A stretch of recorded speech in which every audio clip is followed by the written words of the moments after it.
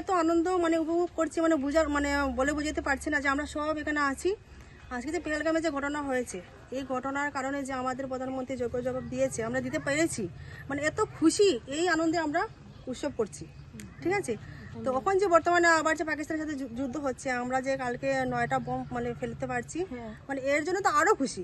আমরা জানি যে আমরা জিতবই, পাকিস্তানের হারতেই হবে আমাদের কাছে, সত্যের তো জয় হবেই, আমরা জিতবই।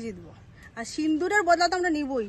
একটা মেয়ে নতুন বিবাহিত হয়েছে, ওর শীতের সিঁদুর কেড়ে নেওয়া হয়েছে, তো এই সিঁদুরের বদলা আমরা নেব।